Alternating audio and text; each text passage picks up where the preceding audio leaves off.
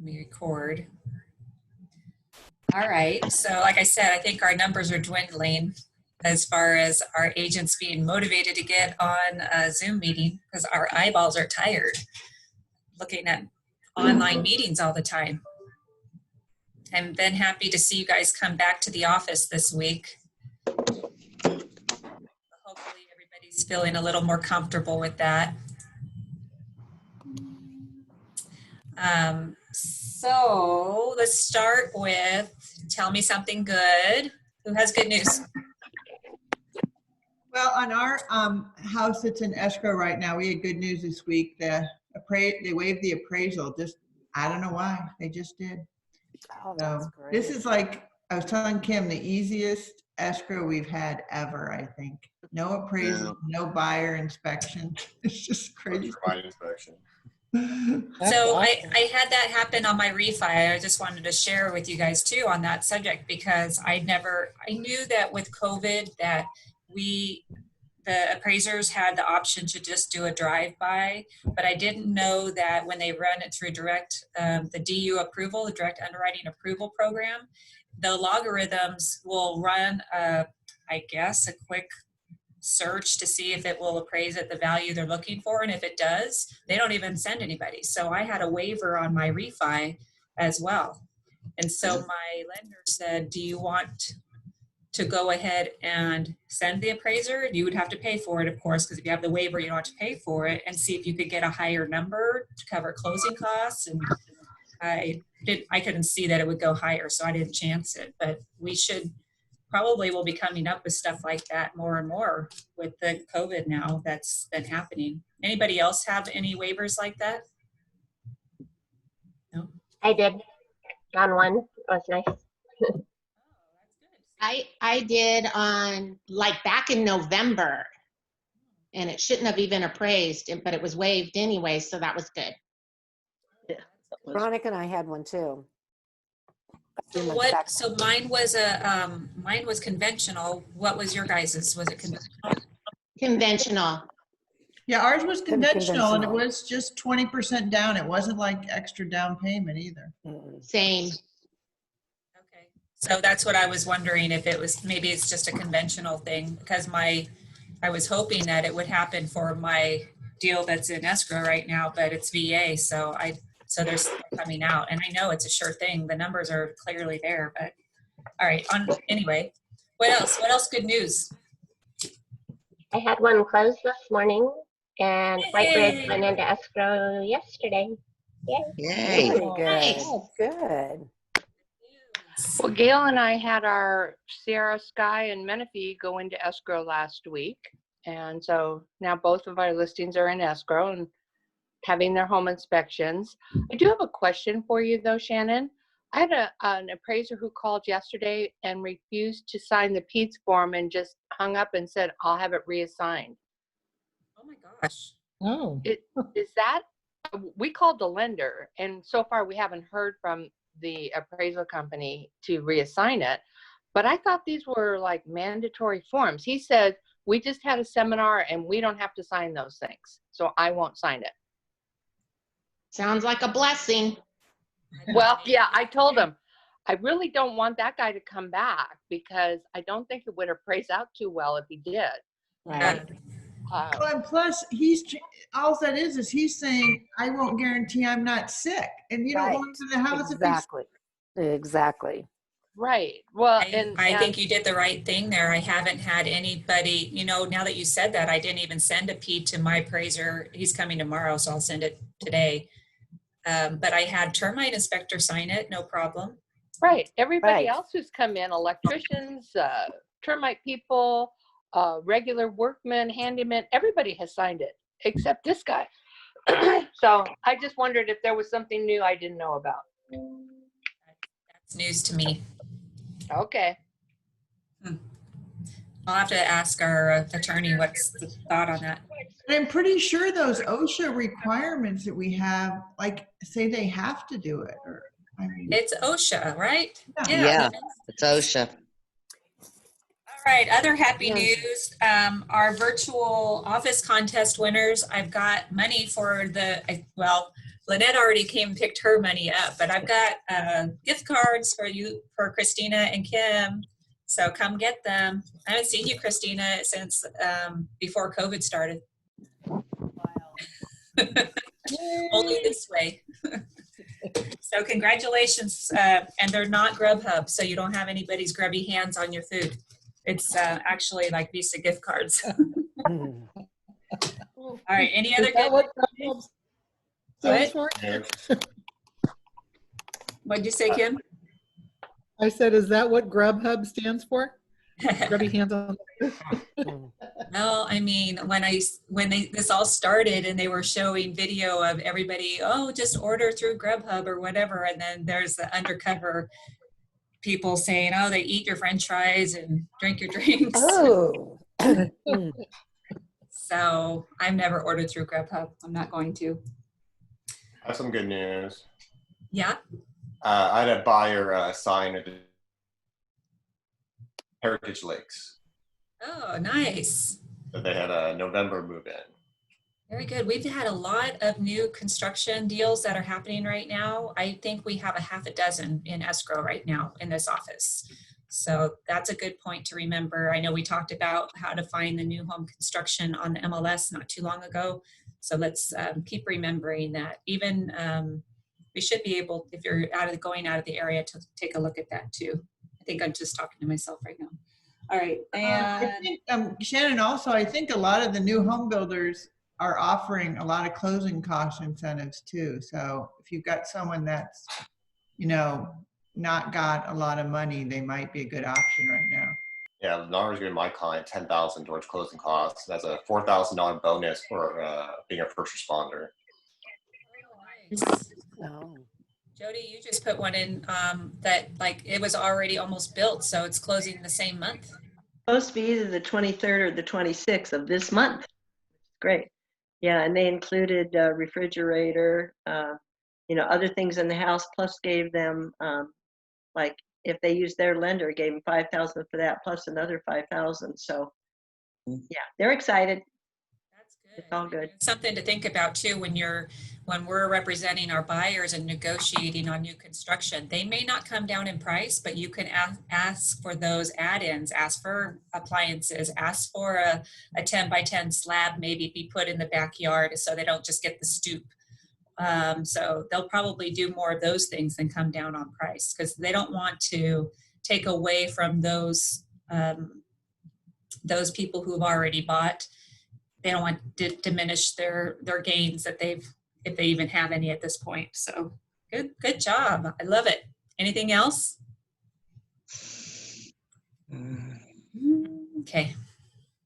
All right. I wanted to go over, we're going to go over some stats for the week. So let me, I kind of liked how let me back up for a second. How many people went to the training yesterday on the new VAC? I know I asked before. I did. I We did. did. I did. I'm really did. excited for it. I am too. I don't have anything to show you on it, but I just wanted the market updates, you know, with one click is going to be so awesome. Having access to the MLS in one place is going to be awesome. What did you guys think? What did you think was going to be a good thing? I like all the I just- everything. I just thought it looked easier to use. Yeah, super. Same easy. use. Right. Very user friendly. Yeah. At least, yeah, everything is right there, especially if you can edit flyer. You can do everything right on the same Yeah. screen without having to switch over everywhere. Love the flyers. I love, Yeah. the flyers were the Mhm. one that I really liked on there. It also sounded like they were going to have a lot more stuff you can do directly with your client, your contacts, and you can Yeah. text. So Yeah. Yes. Yes. Texting will be great. And I'm curious if you'll be able to text with maybe a flyer or something small with a picture. Did they say? He didn't go. I'm pretty sure that's what they were showing was that they were going to have like, you know, pre-done things you can do and do like mass text. So, Yeah, I thought so too. Send them out Yeah. quick. Right. Yeah. You could upload certain things on there also yourself. That'll be fun. All right, let me move on. I'm going to turn myself off. I was looking for for through old meeting videos, and I can't stand the way myself looks when I'm looking for something. So now I've just decided I'm going to turn myself off like the guy did on the training yesterday. So you can still hear me, but you can't see me, which is good. So I don't know if you guys ever go into CAR, let me move this over, and watch Jordan Levine's bi-weekly updates on how our market is in California. But I just clipped a couple of slides from him. Some of these stats are from the end of May, the beginning ones. And I just wanted to show you guys kind of what the temperature of what the buyers and the sellers are feeling right now. You know, at the height of the pandemic, which was middle of April, buyers, about half of the buyers were withdrawing completely their offers. They were scared. And then on the seller side, almost 60% in that same time period were taking their homes off the market. And you can see by both of these charts that both of those numbers have come down. So buyers are not falling out of escrow, and sellers are not taking their homes off the market, although we're still close to 50%. So that's kind of concerning. The next slide, though, is just a 1-week snapshot of May 29th through June 1st. And now these stats actually come from a questionnaire that's sent out to all realtors. Have you guys ever seen? I actually answered 1 week because I had time. Have you guys seen these come to your emails? Yes, Have you answered them? I have. Good. Yeah. Good, because that's what's really helping us show the true picture of what's happening. So the week of May 29th through June 1st, we had 9.8% of the buyers withdraw their offer, and just about 24% of the sellers removed their home from the market, which we obviously are seeing that the inventory is really low. This last week, May 29th through June 1st, you can see there was an uptick in the new escrows, going from 19% 3 weeks ago, up to 25%. And so you can conversely see that on the no side too. So that's good. We're getting more deals into escrow right now. And I saw it in the last 2 weeks of the month as well, where our board exploded with new deals going into escrow. I really like this particular slide because it's showing, whoops, go back. This is showing the amount of buyers who are coming back to start looking at homes. So back in March, mid-March is where we were basically told to not shelter in place, but stay safe at home. And so all the buyers dropped off. And these numbers are pulled from showing time. And now, as of the end of May, we're kind of back up to what the normal average should be as of last year. So our buyers are back in line, but our inventory is not. So this is the average daily new listings for the entire state of California. So you can see as the pandemic started, it slowly declined, and now it's starting to work its way back up. But these last 3 weeks, not including the week of Memorial Day, it was pretty much flat. And it still wasn't up to the numbers that were before the pandemic started. So again, we're feeling that the inventory is low. It's lower than it should be right now. So this 1 week, the week 22, was the week of Memorial Day, and we pretty much lost like 20%. But that's only because nobody worked Memorial Day, basically. So then the next slide is it's really interesting. I'm sure you've heard this about the buyers who were expecting a lower price now that we're in the pandemic. And at the beginnings or the height of the pandemic, almost 90% of the buyers expected lower prices because of what's happening. But yet the seller's side haven't really reduced. They did in the beginning, but what it's getting down to is a normal more normal market as far as what the sellers are reducing. 29% of sellers are reducing their prices. And, you know, if they start out high, that's typical. So as far as what's happening in our area, we've got in the 6 locations that we consider the Temecula Valley, this week we had 171 new listings, 317 go pending, 180 go to sold, and then canceled, hold, and withdrawn equal about 53 transactions, and no expired again. So we're kind of on a steady hold of about 180 homes a week selling. But those new listings going on the market, you know, on a daily basis, we're only seeing like 4 or 5 new transactions or new listings per area, because this equals a whole week. It's not a lot. You guys are feeling that, I'm sure, right? Or not? So the next thing I wanted to talk about today, besides, let me get through these slides and then I'll just put this away. We talked about the VAC training. So the next training is on this Thursday, June 11th at 1 p.m. It's the Stay in Touch tools, and that's going to be everything related to your CRM and things you can send out to your contacts. It's going to be a good one, I'm sure.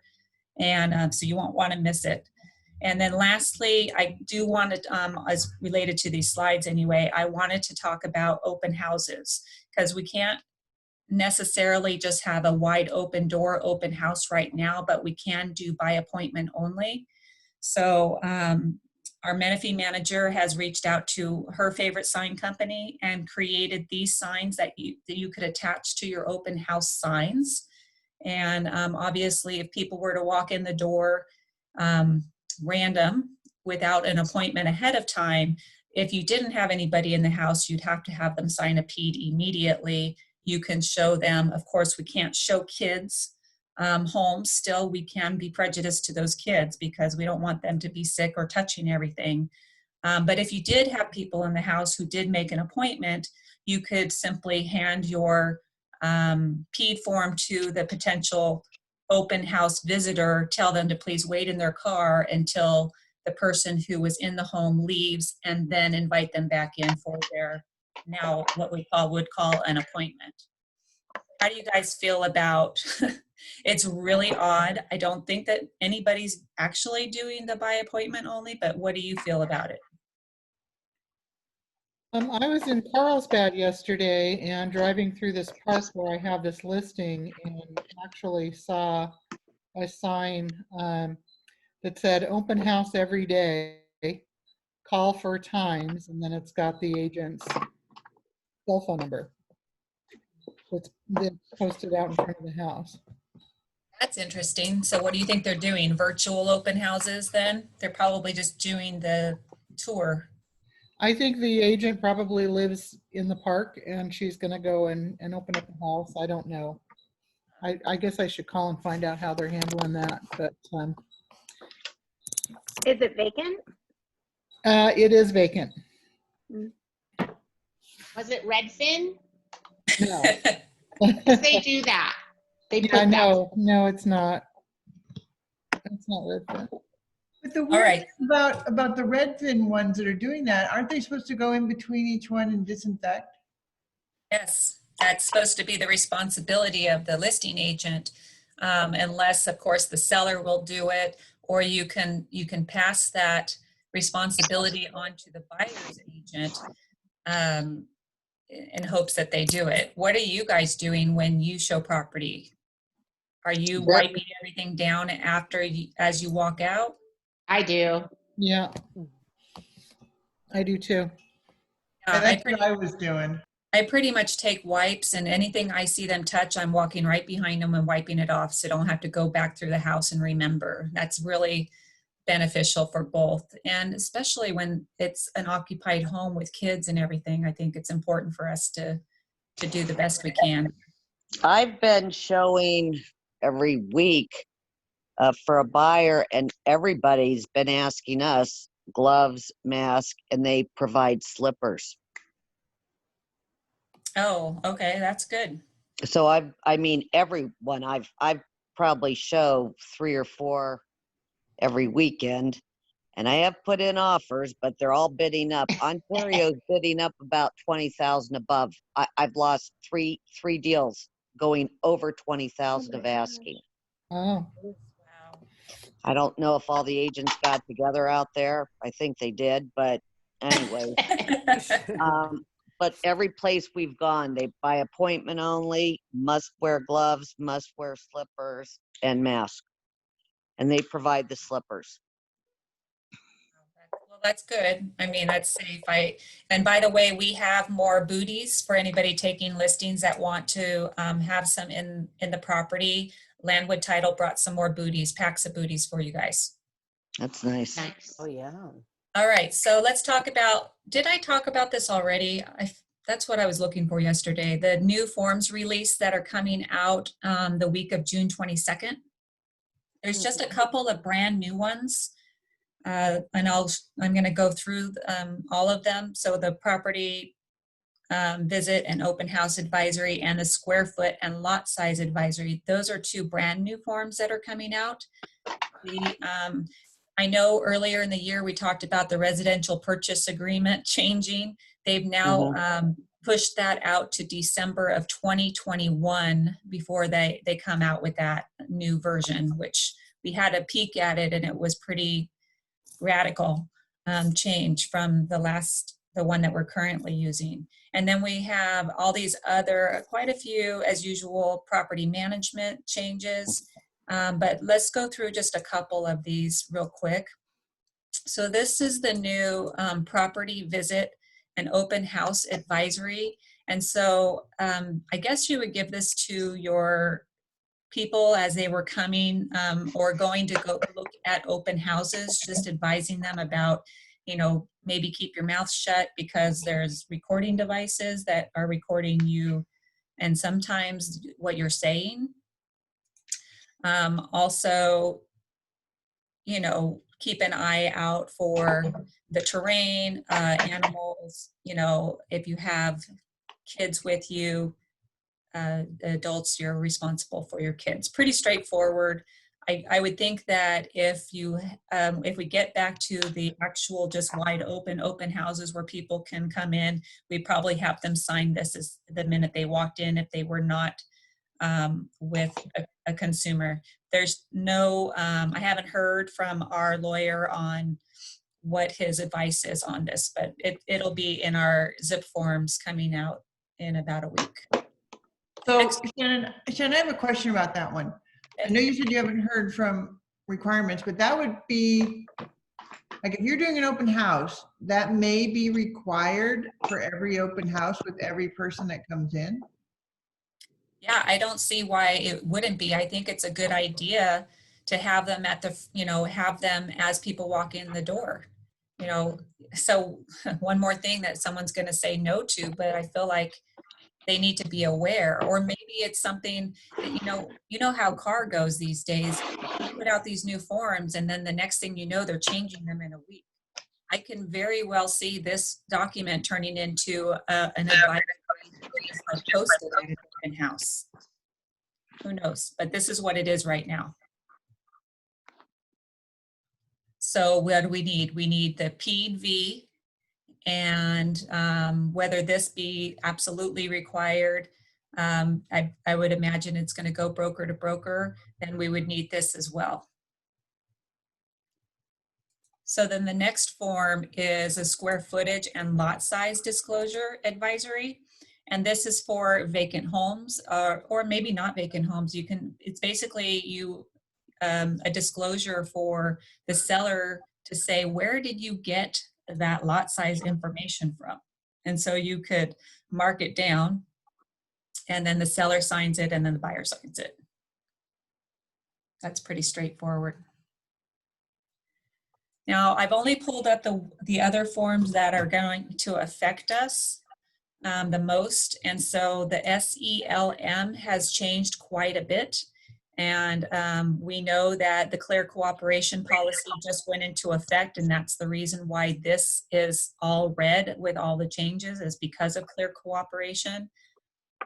basically, what I've read, this section number D does not apply to us. We will never be marking number D because we have adopted the clear cooperation policy. So if the seller is instructing us to exclude the property from the MLS, we're really going to be using number 4. It's going to be don't market the property until this date, or don't do it the entire time, period.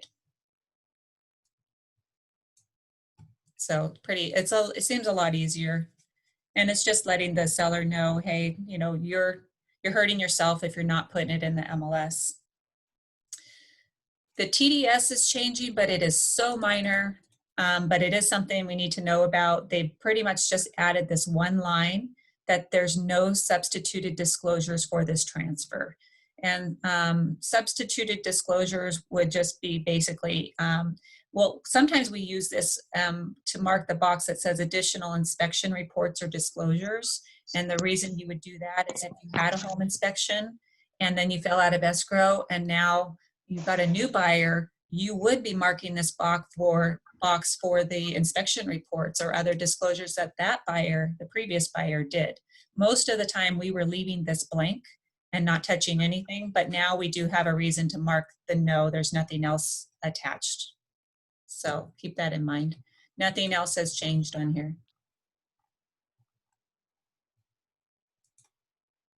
All right, so the next form is the septic inspection, well, property monument, and now propane tank allocation of costs.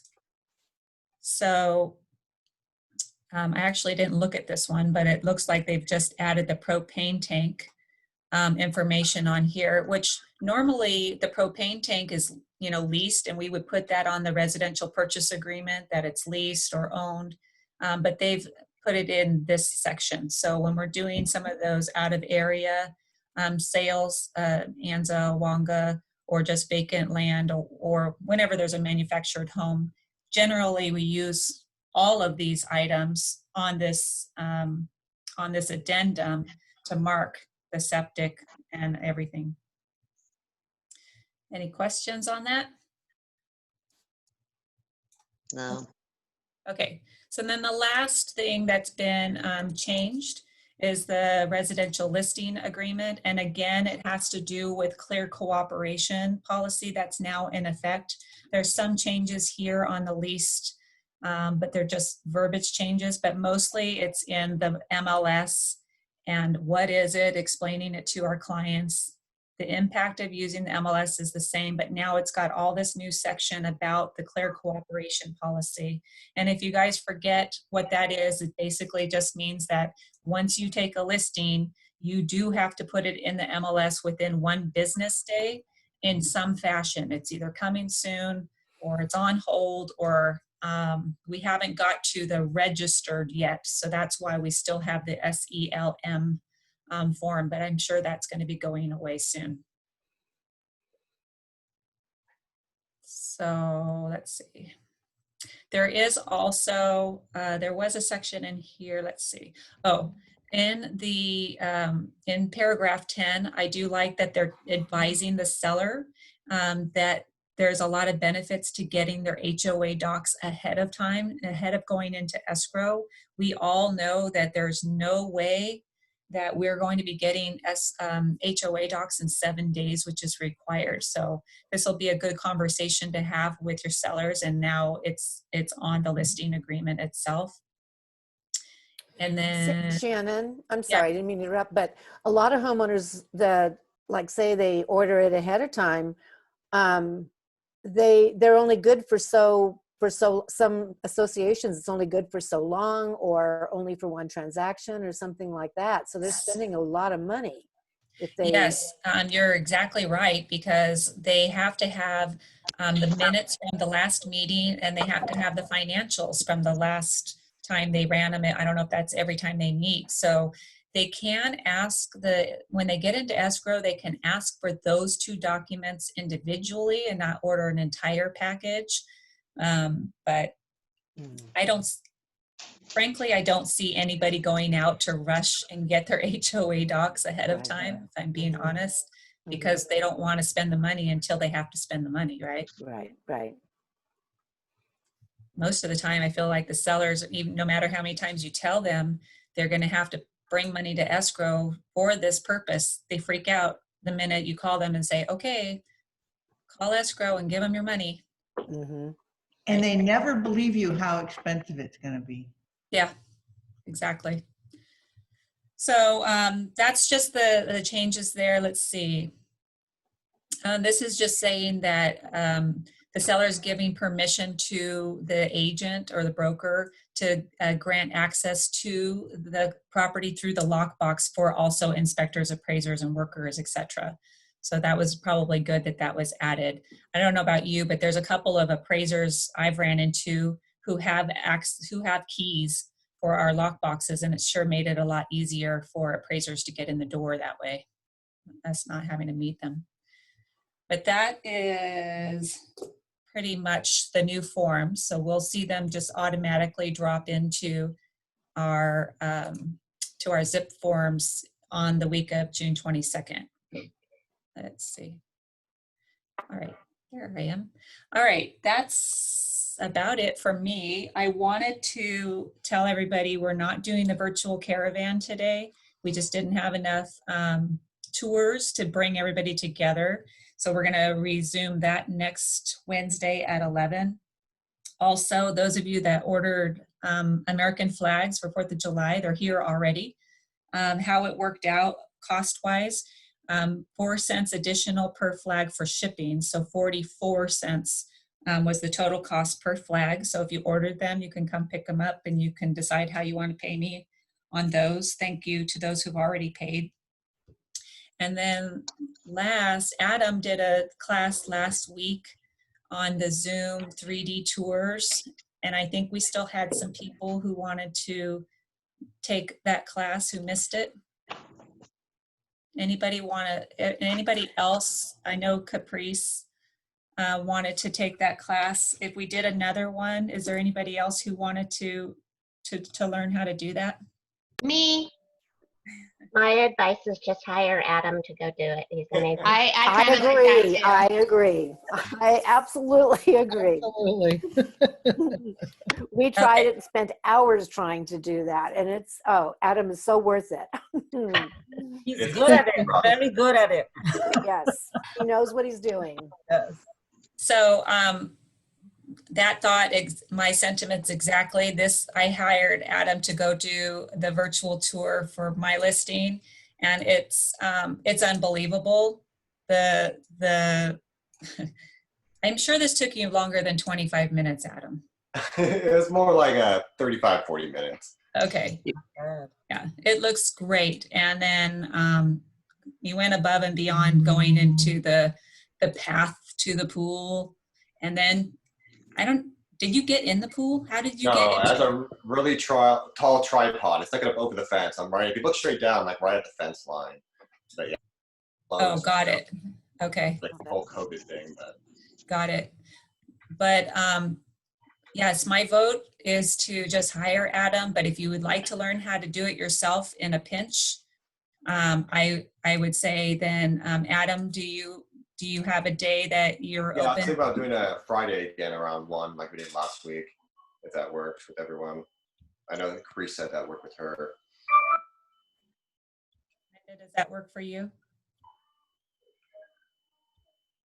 She probably took a call. So I'll put a message out to everybody to remind you. And we didn't have, I think we had, 8 people last week. So we were able to stay pretty far apart. It took you about an hour or so to get through it all? Okay. So yeah, without technical difficulties, it might be faster. That's true. I know. And I won't be here, so if you run into problems, you're on your own. Well, we got to figure it out from last time, so I can do the same method up front on the Apple TV up front. So. Okay, cool. All right. Any other announcements that you guys have that you want to mention? Shannon, I just had a question with respect to the VAC. I was confused on when we get access to make the updates, because they were saying we go live, but then I wasn't sure if I was understanding we get access before they go live, or when it goes live is the only time we're gonna have an opportunity to make the updates to profile, etc. Right, so we go live the 29th of this month. And from what I understand, as far as what you have in VAC right now, it sounds like you probably don't want to be adding any additional because it's, and correct me, Adrian, since you watched it twice, because it sounds like they've already pulled the information from your contacts. So if you make any changes in your contacts in the VAC right now, it may not convey to the new platform, but our VAC that we're on 1.0 right now is going to be available under a different web address through the end of the month. Okay. And then how and what then is the difference with respect to the resource center? The So resource for example, center yeah. is all Berkshire Hathaways have access to the resource center. So that has nothing to do with our franchise directly. So nothing will change there. But what will change is we have always had direct one button sign-ons.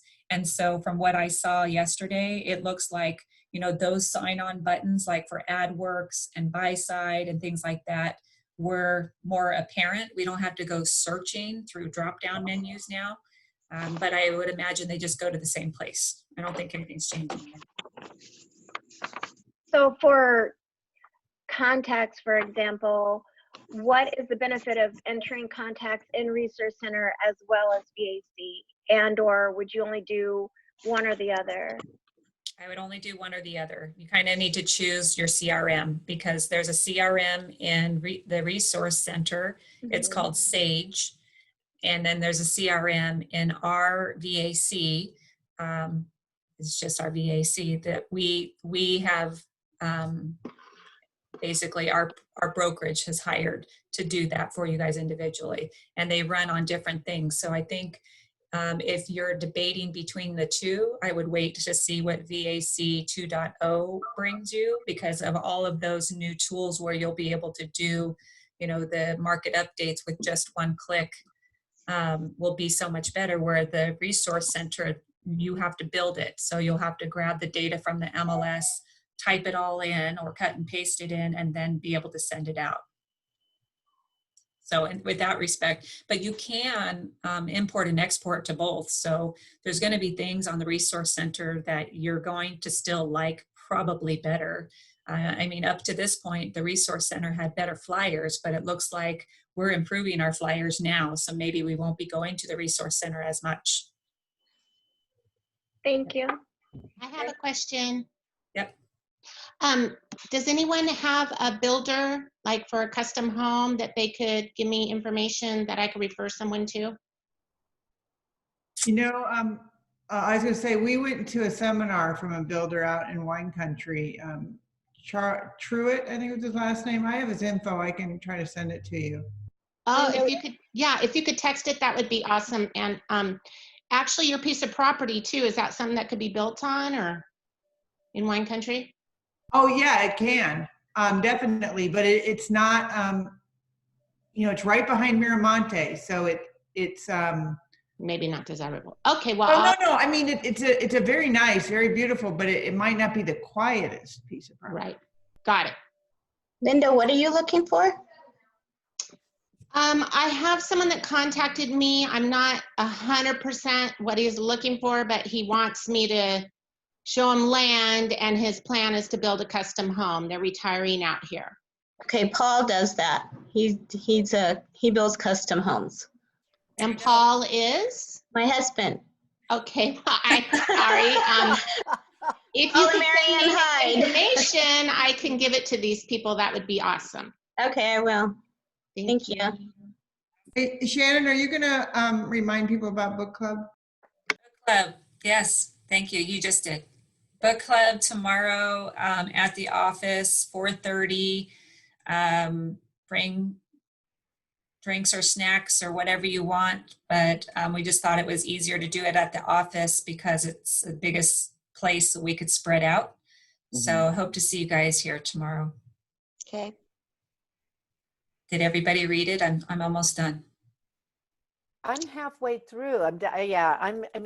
Almost halfway through. I've been trying to get to the end as quickly as possible, but it's Yeah, me too. yeah.